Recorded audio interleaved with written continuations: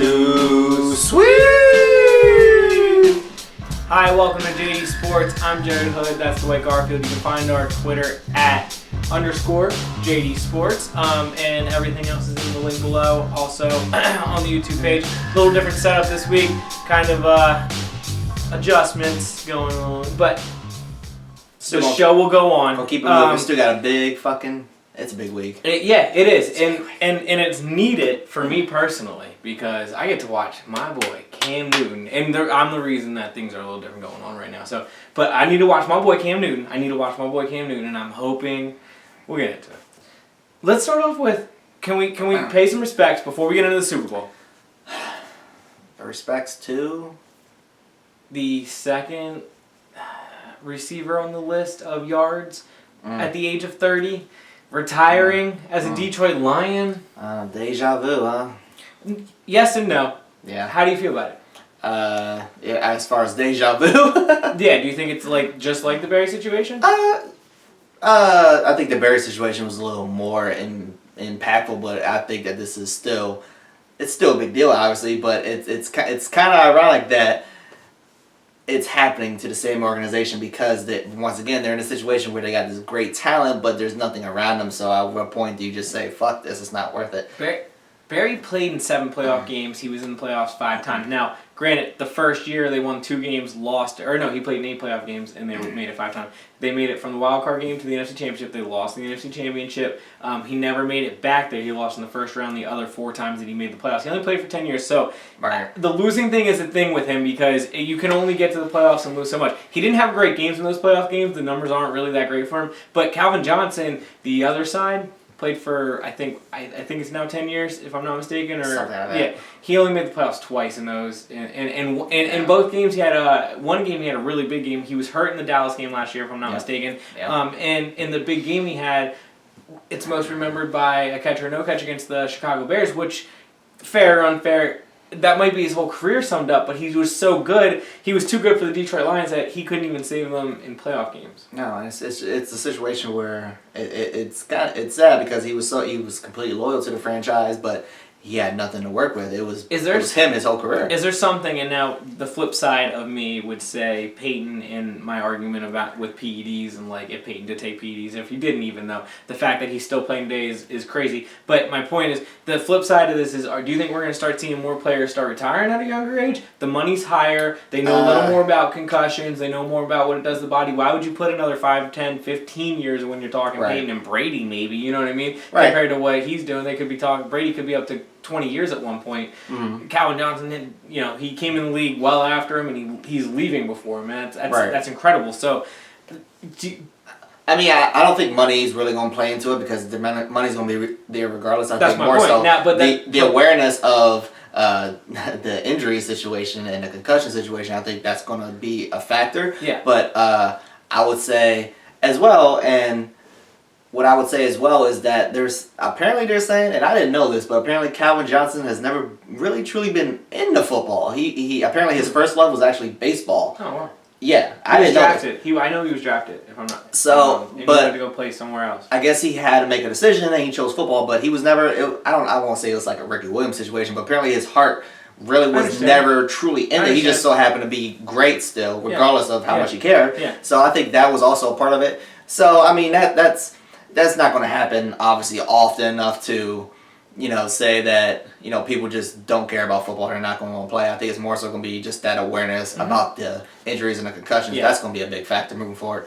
10 years from now, it's going to be a completely different game. I agree. And to round it out, back to what you said about the money not being an issue. That was my point, is that I think that they're making so much money now. Like back in Terry Bradshaw's era, Terry Bradshaw had to play a little longer to get even close to what the rookies make, or what J.J. Watt money was never even thought of at that time. That's my point, where J.J. Watt in 2 years could just be like, you know what? I can hang it up. He actually literally has made enough money in that sense, and that's incredible. And he could, and he's got his health. That's my point, is that's what it's possible. But if this is Megatron's last, ever, he sounds convincing. He was incredible. He was incredible, and it was fun to watch. And I do think that he's right there with Moss and T.O. and he's in an elite class that few have ever walked on, and even hurt. The Monday night game against the Giants opening night, not this year but the year before, he was hurt in that game and he had like 250 and like 3 touchdowns, and he was carrying guys, and those were moments, and those are things that I'll never forget about him, and it's just so much throughout the year. So that's what's crazy. He could easily, if he wanted to, have another 5, 6, 7, 8 years. We got to touch on it just because we're on this subject. Is he a Hall of Famer? Yes. First ballot? I know that's kind of. See, personally, for me, yes, but I'm biased because he'll be probably the first guy from really my generation era that I can say that I sat down and watched. He's going to be one of the first. Like, this is starting to happen in baseball, I noticed. Baseball, the guys going into the Hall of Fame are guys that, like, I watched their entire careers. Like, Jerome Bettis, I watched his whole entire career, right? But I was young. Like, I was very young. He went to Notre Dame, but I was, like, I wasn't even old enough to remember that he was at Notre Dame. I was going to say T.O. on my end, but I don't really remember the San Francisco years, so. I do, but I don't. Do you know what I'm saying? So, like, it gets hairy, and it's starting to get a little more like guys like T.O. and Moss, and, because Moss will be coming up and stuff like that. But yeah, I mean, Chris Carter, like, I saw the end of his career, but like when he was an Eagle, I wasn't remembering it. You know what I'm saying? So like Randall, he's like he's up for it. I don't think he'll ever get in, but like my point is like guys like that are still in the mix. When in baseball we're seeing Randy Johnson, and like I grew up, I can remember when Randy Johnson was playing up with the Expos. You know what I mean? So like he's one of those people, even from my perspective as a non-baseball fan, I would just watch him and I was just like, wow, he's just incredible. Mm-hmm. Mm-hmm. He was just one of those people for me. Do I think that Calvin Johnson's a Hall of Famer? It kind of gets spotty, kind of gets iffy. That comes with the whole what do you define as a Hall of Famer? Is it the numbers? Is it? No, because it's not the Hall of Stats. It's the Hall of Fame. Listen, if it was the Hall of Stats, I don't know if Tom Coughlin or Eli Manning can get in because of their winning percentage. Now Eli actually has. If it was the Hall of Stats, would Mike Martz be feeling some type of way about T.O. instead of Isaac Bruce? And no. Yeah, exactly. No. Which, by the way, Mike Martz, shut your mouth. You're a bum for that. Just saying. I'm not. I'll say it. T.O. He's not a Hall of Famer above Isaac Bruce and Torrey Holt. Completely agree. Stop it. That he He's just supporting his boys. They were great. They were good. They were very good. I'm just not mad at him for making irrational decisions. He's sounding such an ass for I've made irrational decisions in raw moments about, people that we care about, Dwight. Okay. Fair enough. Moving on to the Super Bowl. Are we here already? Super Bowl. This is it. This is it, Dwight. This is what we built up to. It's been a long road. We've been trying to get here. And you know what's awesome about this? There's so many different storylines. There's so many different ways we can go. There's so much. There really is, but like this is Super Bowl 50. I mean, this is the 50th. It's the golden anniversary. I think they're calling it. Yeah, that's what's weird is that it is the 50th, and they're saying it's the golden one. But I feel like to me the hype isn't the way it should be. Like I'm not seeing from what I've been watching. I'm not seeing. To me, when you get to 50, you're highlighting all the Super Bowls, and maybe. I mean, it's going to build up more on Sunday. Saturday and Sunday it will happen. But now, at the time of this recording, in the middle of the week, leading up to it, I haven't been seeing that. I haven't been seeing, this is the 50th. I haven't been seeing that type of hype. And that's kind of disappointing in a sense because it's a big deal. Like, 50, are you kidding me? By the time they hit 100, God hoping we're still alive for that one. But, I mean, this is the big one right now for... Yeah, this is huge. The majority of people here today. This is it. Until you get to 75, probably. Right. And that's another, 25 years from now? I don't want to talk about that. Good Lord. Let's just talk about Super Bowl 50 and right now. And Cameron, Jarrell Newton. Actually, let's start off with Denver. You want to start off with Denver? I do want to start off with Denver. I want to start off with Peyton Manning because, to be honest with you, he deserves it. He deserves the respect to be at the top, to be at the forefront of this conversation. If he does win, we could go on for days about it, and we won't. Well, would you like to? Well, yeah, we're here. This is what we built up to. Let's go on for days about it. If he does win. Right. Where does it put him in history? I mean, obviously he's the first ballot Hall of Famer if he retires now. I would have no problem if they made an exemption and made him and Tom Brady like day after Hall of Famers. You know what I mean? Like, that's no problem for me. I think they're two of the greatest quarterbacks to ever play. And I think that Joe Montana was one of those people that could have had that pass. And it's just few have ever played that position at the level that they have. There's only there's really only a couple, and they're in it. You know, so I say, you know, if he wins this though, does he put himself as like right there with? Because then that gives him Right two there Super with Bowls. who? With Montana and Brady? No, Montana and Brady are at the top, and you can argue that forever. Okay. Right. If we want to give our opinions on that, we can talk about that. If not, we'll just go back into what I'm talking about. I really don't have a feeling on Montana. That was way before my time. Okay. Well, it was way before it was when I was too young to even fathom him, but I understand his Would you put relevance. Manning right there under third? Would he be a clear-cut third? Would you be able to at least put him in the thought of maybe possibly being third? He would absolutely... 2 Super Bowls, 4 appearances. He'd absolutely be in the conversation. I'm trying to think who else I would... What if it's 1 Super Bowl and 4 appearances? Then he's not third. I'm trying to think of who would be third, other than who would be fourth or third. Mm-hmm. After him, God, I don't... Can I tell you... It would be rough. Do you throw, Terry Bradshaw, he gets no love. He kind of gets that forgotten. He gets that... some of the best defenses of all time, and it was an era where they weren't drafting, they were picking the litter. Yeah. God, I'm trying to think off the top of my head. I can't think of who would be in that mix. But as far as... Okay, let me say this. If Peyton doesn't win, then there's a whole different narrative about him, unfortunately, and that's the reality. That's the messed up reality of the situation. We can both sit here and say, regardless, he's a first ballot Hall of Famer. But in the eyes of the mass, to be honest with you, though, because I used to be one of those guys who was completely against Peyton, and like I say about Carson Palmer can't win the big game. Peyton, that's what they're going to say about him. You don't get to the Super Bowl 4 times in your career without. I hear you, but how do you feel about Dan Marino? I already told you how I feel about him. I love Dan Marino. Peyton Manning is better than him. This is what I'm saying. We can sit here and say Super Bowls, they kind of matter, but they don't. They do, but they don't. Okay. But unfortunately, we've come of the age, like the LeBron age, where okay, you failed this many times, but you've gotten this far this many times. Okay. You failed, but you still got there. And unfortunately, I overlook that though. I don't think it's a team sport. Okay, well, you can say you overlook it. I'm not saying I am or I'm not, but what I'm saying is, especially in football, unfortunately, younger generations and the social media age is saying, no, you're a failure because you've lost more than you won. Mm-hmm. And that is unfortunate because I think it says something to, especially in the National Football League, it says something to get to that level on more than one occasion. Yep. To get there once is incredible. I agree.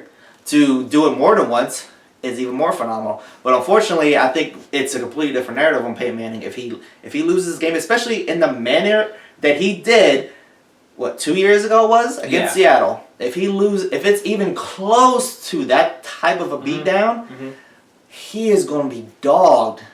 To me, unfairly. So can I tell you a stat? Can I tell you a stat that would actually back up all these supporters that we're kind of going off against? What's that? Peyton Manning has the second worst combined overall stats as a quarterback all time going into a Super Bowl.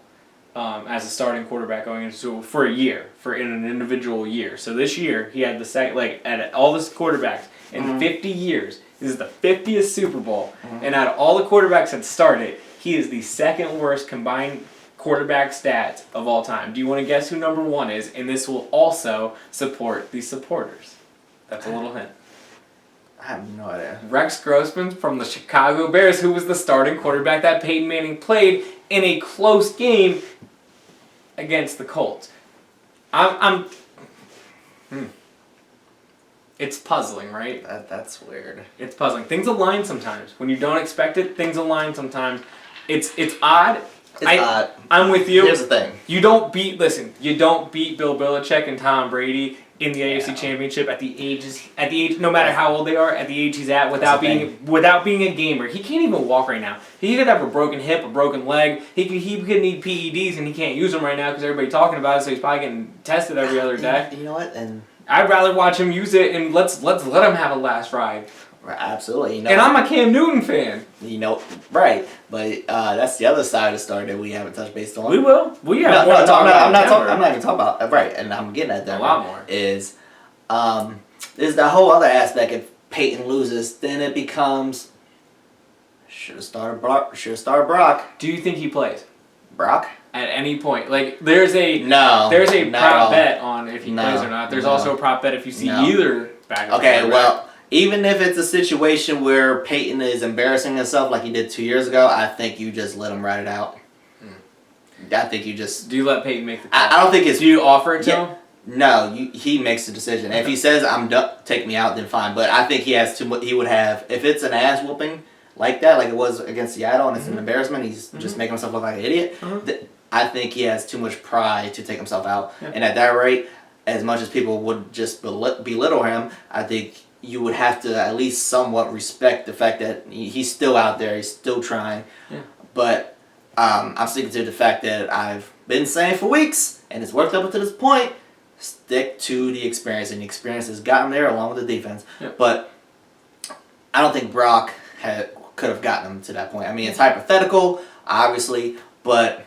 We'll see. But if Peyton wins, then it's like, oh, well, clearly Denver made the right decision. So it's a no-win situation, really, because either way it's going to be attacked. Either way it's going to be, oh, well, Peyton, well, clearly he didn't have it. We should have went with Brock. We should have went with the hot young hand. Or it's going to be, oh, well, Peyton did it, clearly because he's a veteran, who cares about Brock? But they made it this far, you know what I mean? They made it this far through those 2 games, and if Peyton didn't play amazing... No. He didn't play bad. He didn't play any worse than he did all year. He made some pretty big plays, actually, in the AFC Championship. It's not a bad thing that he, is going to start this game. It's not. Obviously, they have all confidence the way he played the last game, whether the stats showed or not, whether, you know what I mean? Things come not.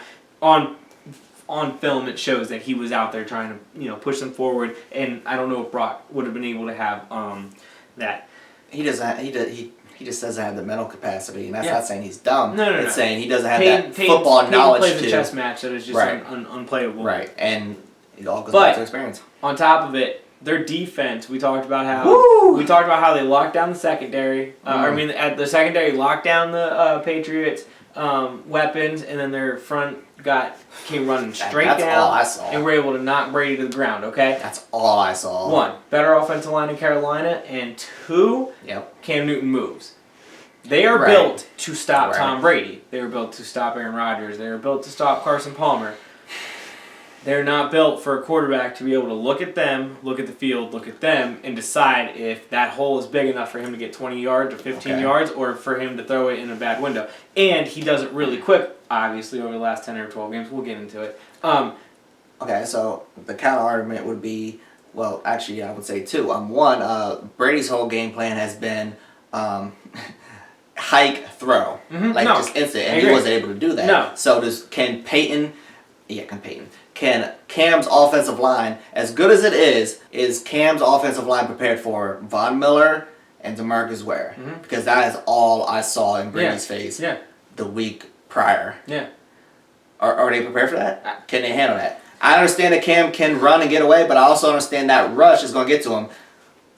And as spotty as his passing has been historically... Yeah, but over the last couple of games... So we'll get into it. Their defense, their secondary is good enough to lock down Carolina because Carolina's weapons aren't as good as the Patriots. But Cam has made everybody around him better. Listen, we'll get into the Cam thing in a little bit. But my point is, their defense... I think their defensive line is one of the best defensive lines that I've ever seen in my lifetime. And, it's a very interesting one put together, but it ended up being incredible. It's only going to be for a little bit because they're going to have to end up paying, I think, all of them at one point after this year, or at least over half of them at one point this year. So they're going to get departed over these seas here now.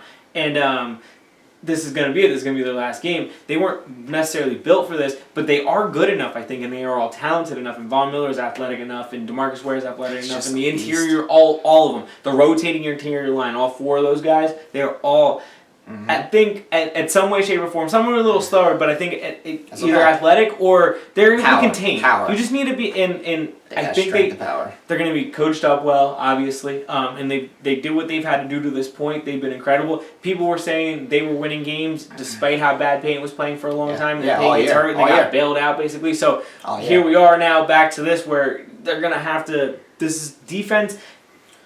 We start off with Peyton, and I guarantee when we go to Carolina, we're going to start off with Cam. But defenses are the reason these two teams are here. They're two of the best defenses in the league. Absolutely. And, I mean, and as we were just saying about them. So, we'll see. Your former coach, Wade Phillips, doing really well out there, though, with that defense. Right. Yeah. I never really cared for him, but I'm more so just... The Michelin Man. I'm more so just happy for DeMarcus Ware. I used to call him the Michelin Man. Well, as you should, because that's what he is. He only wears that jacket. He still only wears that jacket. That's all I know. Why? I don't know.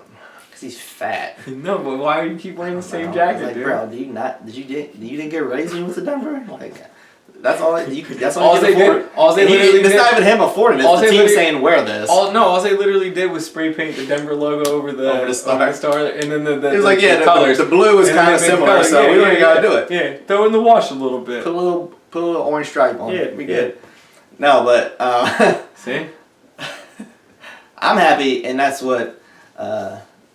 Without saying what the picks are going to be right now, because we'll get there, obviously, but it kind of makes me just want to lean towards that a little more just because of DeMarcus Ware. And, by the way, shout out to the Dallas Cowboys. DeMarcus was done, and he wasn't worth the money, really.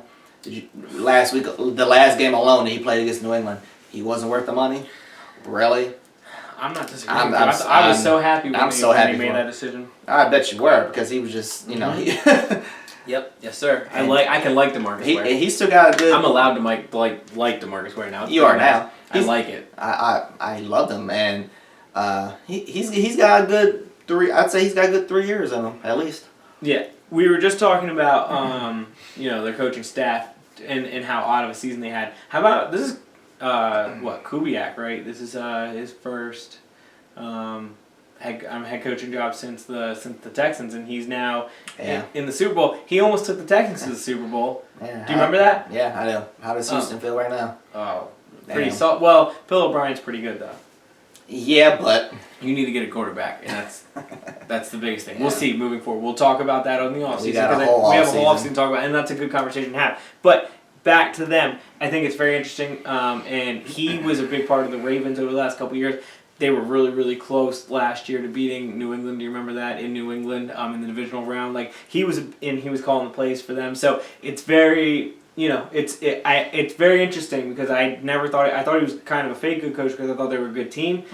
I also think he's in a good team again, but you don't get to the Super Bowl and you don't make Houston Texans as good as he did with that. Like, you know what I mean? I think he actually, he's doing something. He's doing something really, really well, and he whether he had the benefit of the talent or not, he made it happen. It's kind of I don't want to talk about basketball obviously, but it's kind of Phil Jackson conversation where it's like, oh well, he had this, and that, but at the end of the day, you still have to be able to lead them. Your coach has to do a lot more. You still have to organize it. I agree. Your coach has to do a lot more than just X and O's, just leading. He has to be like the CEO. He has to handle the meeting. He has to do this. He has to do that. Obviously, he does it really well. Yeah, absolutely. Or else his teams wouldn't continually be in this position. We'll see how it goes moving forward because he's not going to have Peyton. It's going to be the first time we're going to see him really without a quarterback. Well, is Brock Osweiler not a quarterback? We'll talk about it in the offseason as well. Or maybe next week if he does something in the Super Bowl. Moving on to Carolina, something big, something I think we both have conversation about. Now, mine's a little longer than yours.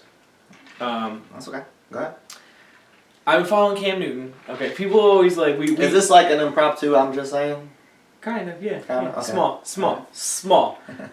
We've been hinting at it for a long time about how long I've been on this Cam Newton train. It was like early in the season of his Auburn days. Okay, when he was with Auburn. I was like, wow, saw him play a couple times, read all about it in the papers, and so the next thing you know, this team gets rolling, and I hear about this whole situation at Mississippi State where they're claiming that they put so much money in a bank account, and his dad took it out, this, that, and the next thing. He kind of tattled on himself, tried to get in trouble. I actually kind of forgot about that. Right, because he handled it so well at that time. He went through the whole season, got to the national championship, but he was bombarded, not just with the local media, throughout, all over the national media on the big platforms. And he handled it really well. He always had a smile on his face. He did the things that he's doing now. He just kind of did it at a lighter tone because you can control him a little more because he was in college. Yeah. Because he was in college, and he also did it's much easier that way. Yeah, he did a lot of he was in trouble at one point before he got there, so he had to be on his P's and Q's. He couldn't kind of be as flamboyant and flashy as he is now, but he always had that smile on his face, and he handled himself really, really well. Right.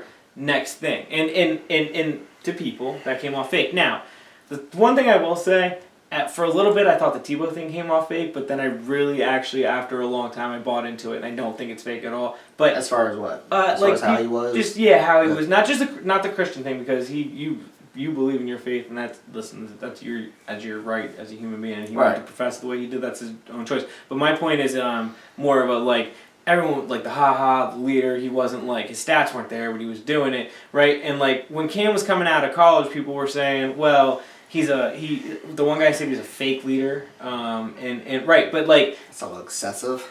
These are small things that I thought about Tebow, but I was wrong about Tebow. Tebow was a good leader, he just didn't have the rest of the intangibles. Yeah, that's what I should have said. Yeah. Instead, you know what I mean, he actually, to me, Tebow was a lot like Cam in the sense of the way they led. Because Tebow was trying to do it all, he kind of did it differently, and then Cam here is now a bigger, more athletic, throws the ball better, runs the ball better version of what Tim Tebow was, and he has the drive and passion and dedication to lead his team to victory the same way.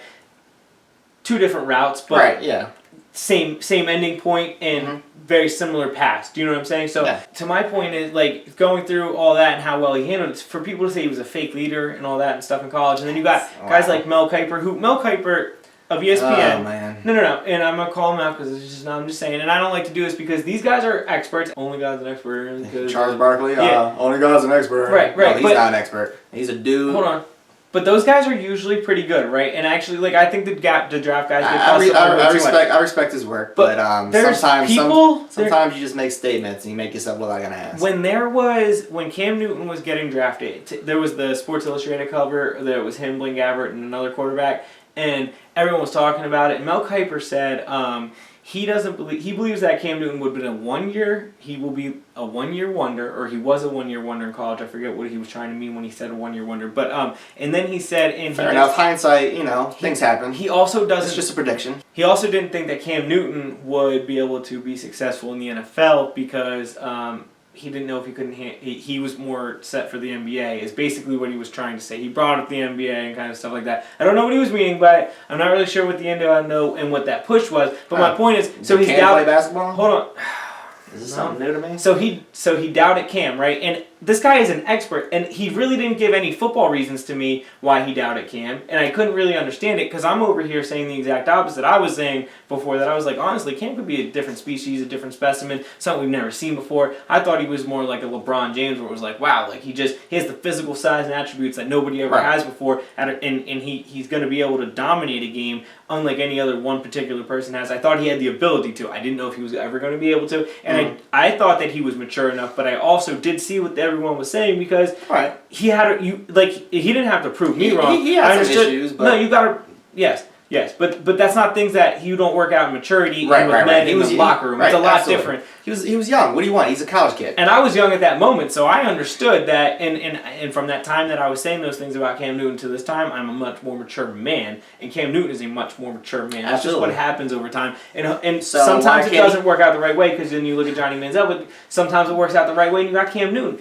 Okay, well, not to cut you off, and by all means, then you can continue. But so then, why does a guy like a Johnny Manziel get to more sort of benefit of doubt? Well, give him time, let him grow. But so Cam doesn't.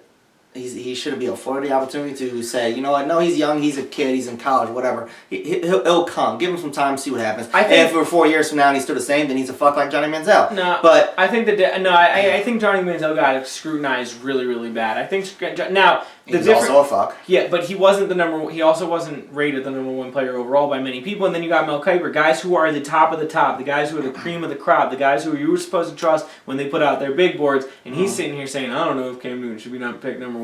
And he's not really giving you any real football reasons. No, because he was sitting there saying Johnny Manziel shouldn't be picked number one. But you know what he was saying about Johnny Manziel? He was saying about his size. He was saying about how he doesn't get down. He was saying about, things that he really thought would be an issue in the NFL. He wasn't really giving any issues for Cam. He was just coming at someone's character that he didn't know. And I'm just like, well, I mean, I only see what's on TV, and you probably only see what's on TV. And other than outside maybe a 5-10 minute interview you've ever had with this man, and you're sitting telling me you don't think he can be a leader of men, I'm going to disagree. And I'm going to take the fact that he's the biggest quarterback I've ever seen, and broad shoulders wise, height wise. He's built pretty good. I've never seen somebody run the way he does. I was like, the Carolina Panthers will be crazy if they didn't take number one. Obviously, they took him number one that year. And I'm a Notre Dame fan. I love Jimmy Clausen, but I was like, sorry, Jimmy. Sorry, your 1 year runs up. It's Cam's show. It's Cam's show, and he came in and he balled and he won the Rookie of the Year. So moving on, people were like, "Oh, well, he won the Rookie of the Year, but we'll see. It's gonna be just a flash in the pan. Look, he did this. Look, he did that." But not only did he win the Rookie of the Year, but he played absolute lights out. This was before the whole RG3 thing. This was some phenomenon that we don't. His first ever game we've never seen. We've never 300 seen plus yards in the history of the NFL. We've never seen in the history of the NFL a player do what he did in one game. A record in yards thrown. A rookie in the first game in the NFL. 300 yards. You hit the nail on the head, and then we just talked about this first game. Moving on, going to his second year, and progressing into last year. From his second year to last year, people were saying he wasn't progressing, it was this, it was that. Honestly, the team had to get set up around him. They made a lot of good draft decisions, and they made a good defense. Okay. Then you get past his second and third year, and even further down the road, he started progressing, and over the last couple of years, or I'd say beginning of last year, he showed, even going into the playoff year the year before when they lost to Kaepernick, he was showing progressions of doing things that were pretty, different. Right. While he wasn't as successful as he is now. So basically he was staying true to himself. He was still doing these same things. Yes, and then my biggest, strongest argument coming into this year is that he got better and better and better every year, because you could say he got to the Kaepernick thing, lost to Kaepernick, but in a close game. Won the first playoff game of his career the year after, and then lost to Seattle in a close game on a mistake of his because he threw an interception down. I think it was 3 or 7 points, middle of the fourth, early in the fourth, somewhere in there. Pick six. Basically changed the momentum of the game. I think it turned into 17-3, if I'm not mistaken, and the game was out of hand, and they couldn't. It was Seattle's defense that was that good at that moment, and at that time, obviously, that's what they were doing. Yeah. So, hey, there's no shame in losing to the world champs the year before, and a team that lost on the last play of the game in the Super Bowl to the world champs that year. You lost in a pretty tight game against them, on the road in a really tough stadium. Anyways, moving forward, knew he was getting better. I kept saying that, and everyone kept telling me, no. Or, we got to see, he's got to progress. I kept hearing the word progress, and I'm just like, he is progressing. Like, he is getting better. Like, the numbers are there. Look at the wins. Like, we judge them off of wins. We're sitting here, we just had the conversation about Peyton Manning. We judge him off the wins, or we judge him off the stats, because Cam has, right now, he has both. And Peyton had both for a while, but he, lost it because he ended up not winning in these kind of games. Even though he's been here a couple times. Back to Cam Newton, he's the early of it. So the thought process is, what's his future, what's the next thing. But my point is, right now, there is obviously no more progressing. You look at his last 10 weeks, you get to Cam Newton, and I go all around it, because I said that in the beginning of his Auburn days, how he was so true to himself. Mm-hmm. All of that scrutinized that I was talking about, he's still this guy today. He's still doing the same thing he was doing. Except he's winning. When I talked about what he was doing at Auburn with the smile on his face and stuff, what was he doing at Media Day? He had the towel on his head that said Super Bowl, and he had a smile the entire time, and he had a good time, and he laughs, and he, the race thing that everyone keeps bringing up that he brought upon himself partially. I'm going to say he's a little wrong, and I'm going to say he's a little right. Obviously, you know how I feel about it. I do think that race has something to do with it. He's a different color skin. I think it's naive to think that that's not part of it. I agree. He's bigger. He's stronger. He's faster than some these people have ever seen before. It's dominated by the people in the lower bowl. Unfortunately, are more. Look at the audience. It's right now, especially where he plays, and the people love him where he plays. By the way, but there is places that are, and there are people that You know what the problem is? Say wrong things at the wrong times, and they are intimidated by him seeing him that close and being all that. And I say it all the time. Keep going. We talked about before, and I'm just going to reiterate it. We also agree that it's generational and it's cultural. Cultural is I was just going to say that. People don't understand it. A lot of people don't understand the difference. Ryan Clark and white don't understand the difference between race and cultural. Ryan Clark of ESPN, a former Steeler, he was on Mike and Mike last week. And he said it the best I've ever heard it, because as much as it is race, he said Cam was completely wrong, which I don't agree with him on that, because I think race is part of it, and I think he was just trying to do that to diffuse the situation, kind of like, hey, everybody just take a chill pill, and I think he tried to take it over top because he needed to get point across, and he got the point across. Right. He feels it's cultural more than anything because, and I agree with him, people like Russell Wilson because Russell Wilson conforms to us. One. I said one cultural. Right, and people... Two always, generational, three race. Right, people always say, right, because older people don't ever like seeing younger people successful. We'll talk about that in a second. But Cam, he's taking pictures with Jeezy and Future on the sideline, and you got Russell Wilson who... And he's dancing like a hip-hop artist or a hip-hop dancer in that type of culture. Right, and you got Russell Wilson who is listening to Earth, Wind, and Fire. And he's good, clean, and wholesome Christian. More power to him. Nothing about his religion, but he's very clean cut. There's no problem with that, but when I hear people say, and part of it, and I want to add this on top of it, is jealousy because let me add this example before I add the next example. When I talk about Tom Brady with people, they don't ever give me a reason why they don't like Tom Brady, and they always just tell me, he's a cheater. Yeah, he wears Uggs. He's married to Giselle. He wears Uggs. Blah blah blah blah. Right? Like that's what I get at bars when I have conversations. On social media this week, I had a conversation that somebody just abandoned the conversation because I'm pretty sure I completely proved them right and put them in their place about it. They were telling me it's not about race and it's not this and that next thing and Mm-hmm. But he never gave me any actual information on what it is then. Like I still every time I ask, well then why don't you like him? Right. Like with he does have an answer. With Tom Brady, I get Uggs, Giselle, cheater. He's a cheater. With Cam Newton, I just don't like him. He's arrogant. He's cocky. When I get arrogant and cocky, my first thing is to hold on before you get into it. I always point to Aaron Rodgers, right? I always and then I say, well, let's get off quarterbacks completely. Let's not even talk about the subject anymore. How do you feel about J.J. Watt? And then when they start talking about how dominant and great of a player he is, I'm like, oh wait, but he dances way worse, but does the same dances as Cam Newton. And that's just sacks. That's not even touchdowns. People say, well, Cam just does it going. He does on every touchdown. He tries to be individual. What is this? He's tying up the bull. Cam, do you? Listen, everybody knows. Everybody knows how I feel about it. Everybody knows. It's funny. That's all it is to me. I'm happy for him. I'm so excited that Cameron Jarrell Newton is in the Super Bowl. I've been waiting a long time for this moment. All right, I feel you.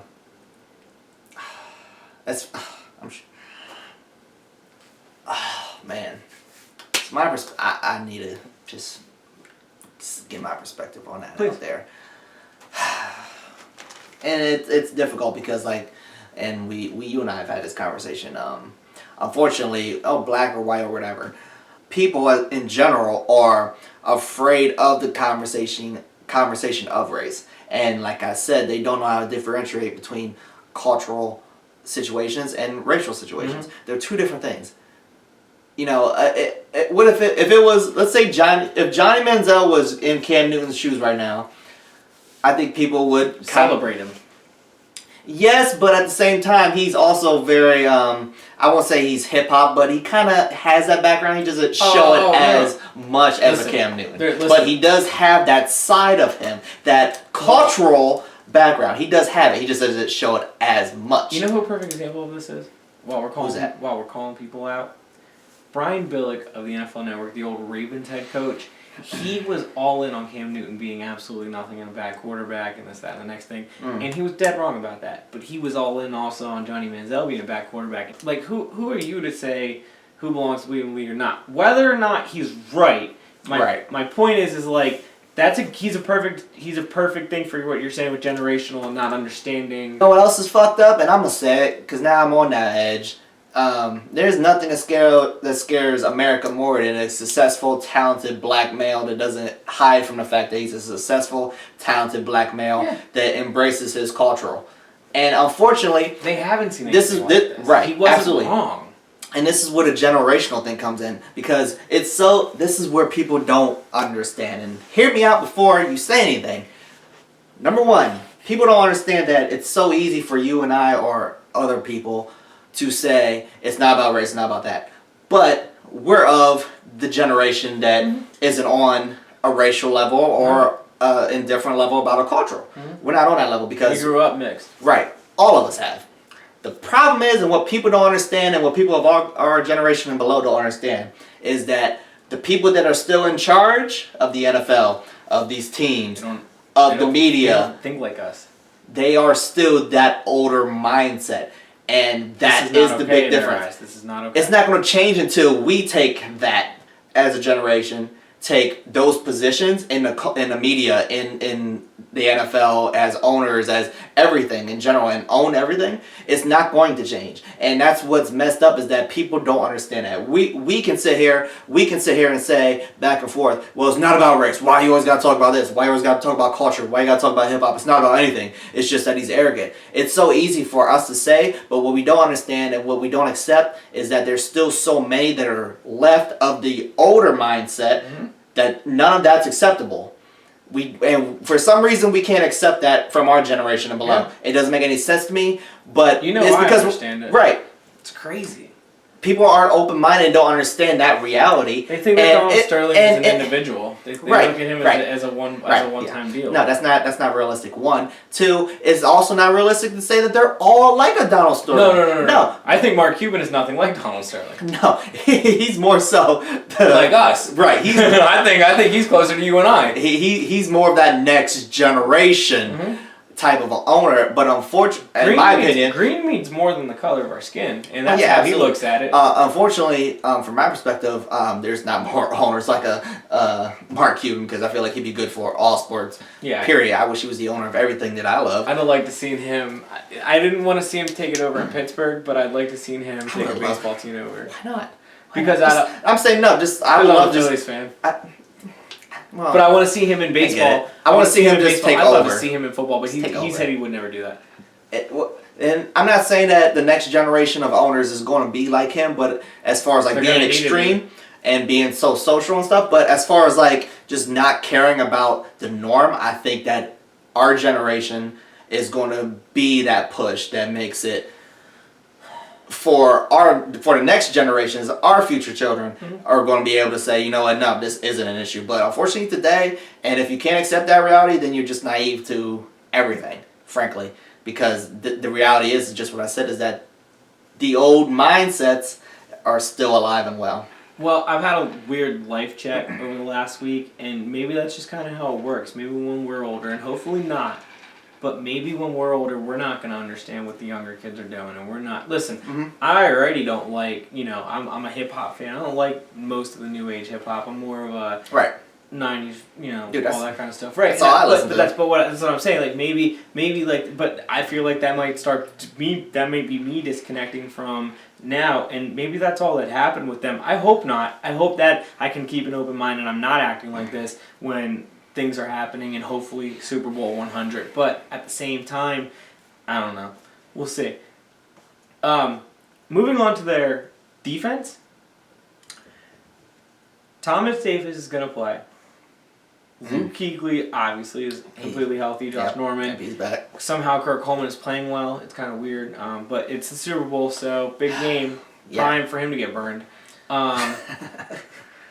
My dad legitimately, listen to this story. My dad legitimately, sitting at the dinner table the other day, goes, "Didn't the Eagles have a Kirk Coleman?" And I go, "Yeah." And he goes, "Please tell me this is not the same guy."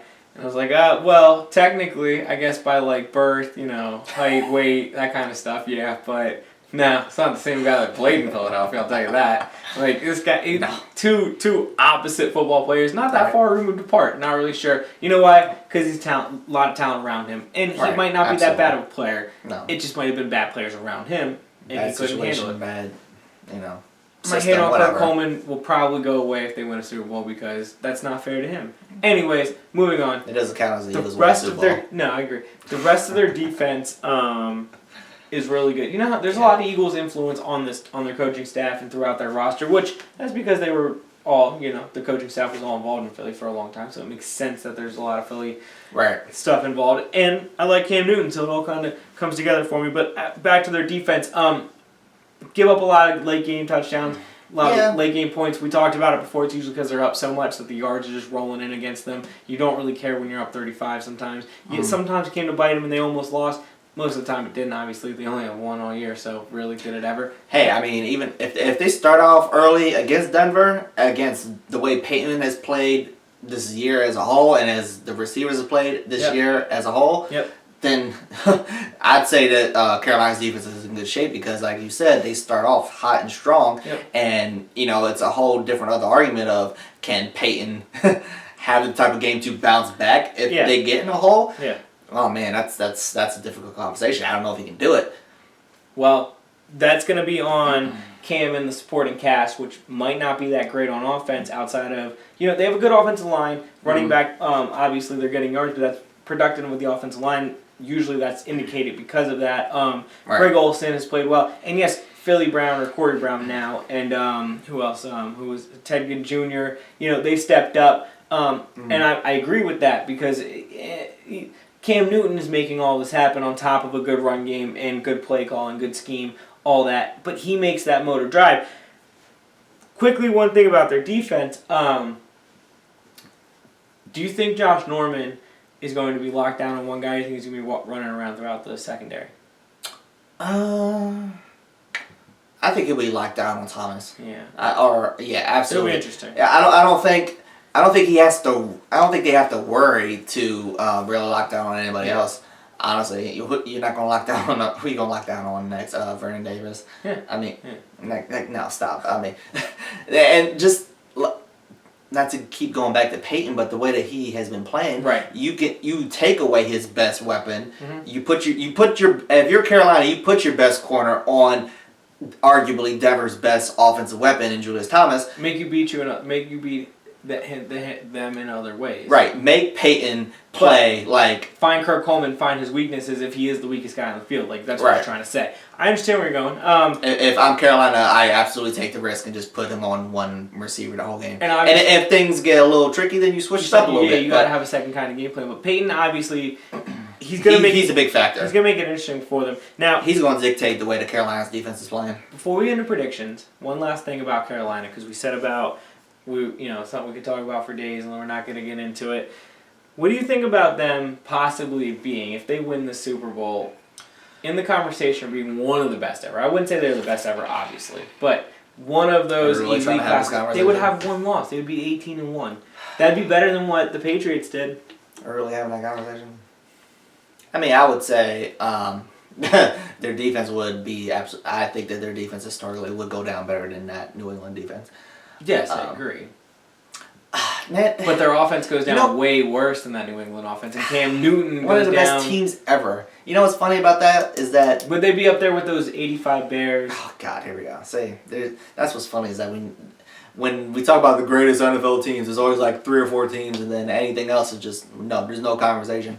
But the other thing that's funny to me is that the proof is on paper. They're one loss. That's great. I get it. But what's ironic is that people have conversations and networks have conversations about the greatest NFL teams, and they say, well, the Bears and the Dolphins and the da-da-da-da and the Ravens have all won, and Carolina could potentially. But when we talk about the greatest teams, they don't mention the dynasty teams, which to me... Yeah, the Patriot teams, the Cowboys teams, the Steelers teams. No, I don't hear those conversations. I hear one team... Dynasty is different. Dynasty is different than a one individual team put together. I disagree. Because to me, if you're saying the best players out of a dynasty, if you take the greatest players out of a dynasty and put them all into one, like you can take the Steelers, they had such a long run that you can actually pick apart players and fill in a super team of what they did, and they would be the most unstoppable force ever. You could probably do that with those Dallas teams. You could probably do that with the New England teams because of how far apart they are. Now you have the option to bring Gronk in and even a wiser Tom Brady. That I don't know. We're just gonna have to disagree on that one because to me, if you're having the conversation of greatest teams, you can't not include the dynasty teams because to me that's one of the greatest seasons of all time. Let's put it this way. That's more so one of the greatest seasons of all time. Dynasties are more so longevity. Is this one of the greatest seasons of all time? If they win it, sure, why not? Okay. I mean, if New England would have won that year when they went on the field, if they would have won a Super Bowl, then everybody would have been saying they were the greatest team. I don't want to cut off and say 1A, but 1A, back to the dynasty conversation. What if this is them? What if, because we already know Peyton and Denver are shutting down. This is going to be done. This is probably going to be Peyton's last game. Either way, who knows? He didn't say that. We talked earlier, maybe. I know. We talked earlier, maybe LA. But we'll get more into that another day at another time. But back to them, if they do start taking those next steps, right, and they are Could they possibly be a dynasty? Like, you know how the Warriors are up in the air? Are they more like the Warriors? No, I think Warriors are more so legit at this point. So, well, because they've done it, and it's because they've done it, and because they're on the next step already, and they're making those strides. I'm saying, do the Carolina Panthers have that potential to do that moving forward? They might, yeah, they have that potential, but Seattle thought they had the same potential. Mm-hmm. I And agree. we just had the conversation salary cap of is a crazy, crazy thing. So. In the NFL, it's completely different because you have such a shorter window. Yes, bigger and players. Seattle's learning that the Frank hard way. So you got people comparing Steph Curry to MJ. I always say Cam Moore's, he was physically like LeBron coming into the league, and he could, control a game more like LeBron did individually in a team sport. Mm. I mean, if this is a start of a run, is it like the way Cam's team's going right now? Is he a one night wonder? Is he more like an MJ nostalgia that we'll be talking about Cam Newton 20 years from now for doing these incredible things that I personally think he can achieve, and he personally thinks within himself he can also achieve? I'm gonna say the same thing I said a couple weeks ago. I need to see what it looks like next year. I understand. You're gonna always need next year until the end of his career, and then you can sit down and face it. No, that's just the reality of it. No, for me, I look want at LeBron. You can't ever, no one can really put him in an actual class at the moment because you need to see the end of Right. his career. There's still part of this movie left. I'll tell you what, considering you have to give Cam all the credit in the world because he's had this success and he's gotten to this level, and that's very successful in and of itself as well. So I won't take anything away from Cam in that regard. But as far as will this greatness continue moving forward, I need to see how especially if they win it. I need to see that hangover. I need to see how the team reacts. How does he react? Does he still play the same? I think he has that potential. Yes, I think he could potentially continue to establish his greatness. But, like I said, at the same time, Seattle thought the same thing. And now there's a conversation of, are they done or not? We've had that conversation, and the salary cap plays into it, and, the coaching. Things can fall apart very quickly in the NFL. So I'm saying give it another year, and then you ask me that same question. Okay. But I think absolutely Cam has that potential, him and of himself, regardless of how the team responds moving forward after this, whether they win or lose. Him and of himself and what he's proven throughout his career in football, period, he has that potential to continue it. I think I can. And I'm good with that. I support it. Okay, well. Is it that time? It is that time. Oh, man. We've been waiting all season. Neither of us predicted this. No. In my wildest dreams, I could have hoped it. No. In my wildest dreams, I actually could have hoped it. You could have. But no, you know what? I had Seattle and Indianapolis in the Super Bowl. I had Seattle and New England in the Super Bowl, so. No, you were a little closer than me. No. A little. You look, yeah. But here we are. Neither of us had Denver. Neither of us had Carolina. I damn sure they have Carolina. I didn't even have them winning the division this year. I had Atlanta. I had them winning the division. Well, people convinced me. I had Carolina in last place. People convinced me that Carolina would slip, so I was kind of going back and forth on it, and I kind of sipped the Kool-Aid. But I knew Cam was this good. But obviously, as I said, in my wildest dreams, I probably could have pictured this, but I never did. So. But now the reality's here. Since everyone thinks my pick is so obvious, and I think it's obvious. It was a lot harder than people think. Like, I've truly, I want to see Peyton go out. I'd like to see Peyton go out with a ring. I would.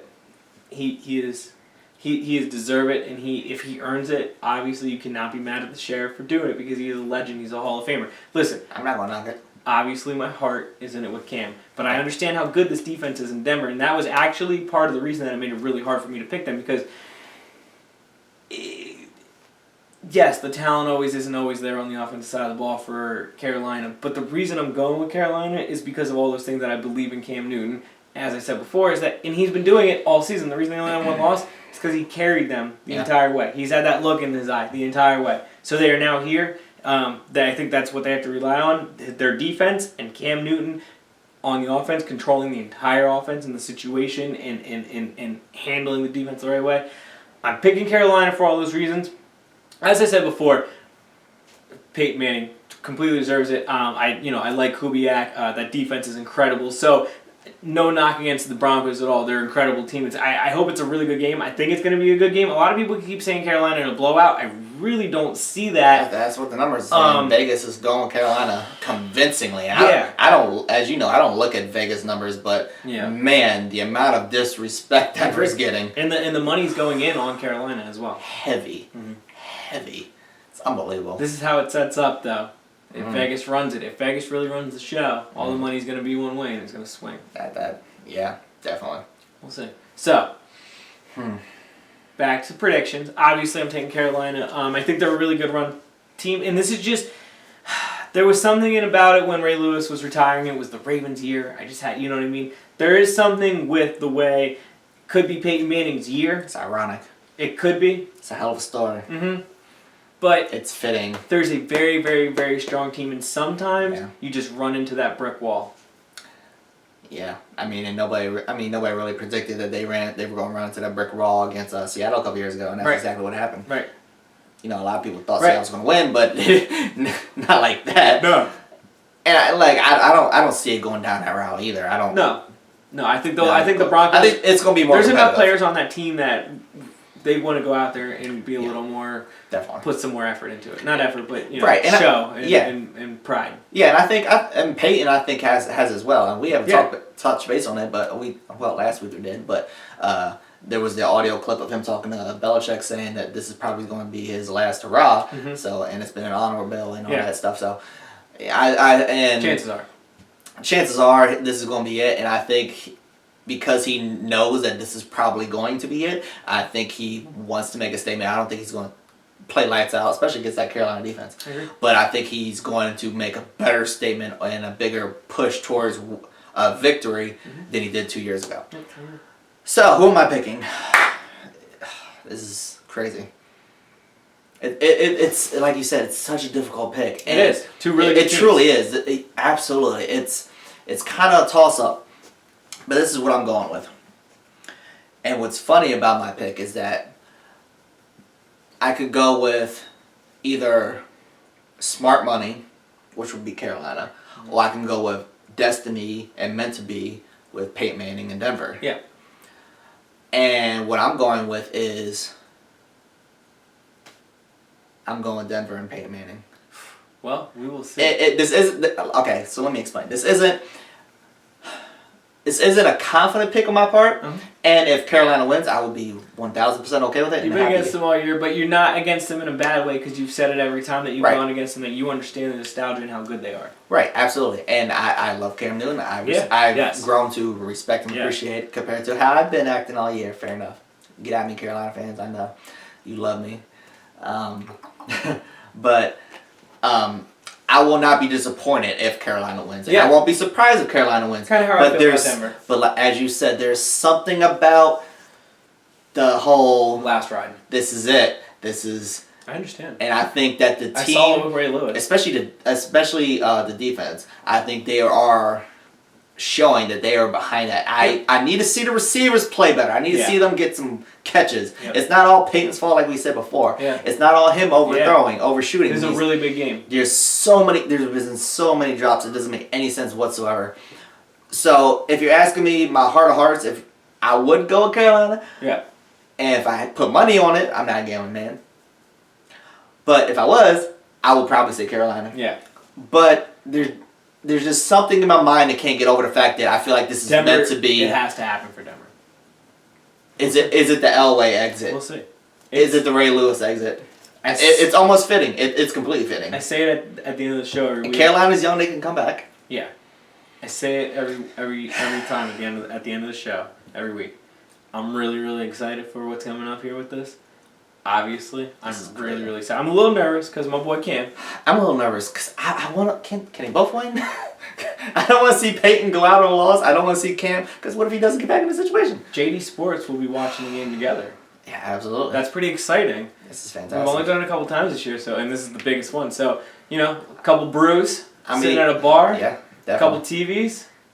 I'll be rooting for both. Yeah, I'll be. My heart's in it. I do have a horse in this race, but as I said before, if at the end of the day, if it's Peyton Manning holding up that Super Bowl trophy, hey, cannot be angry. It's fantastic. But thank you for watching JD Sports.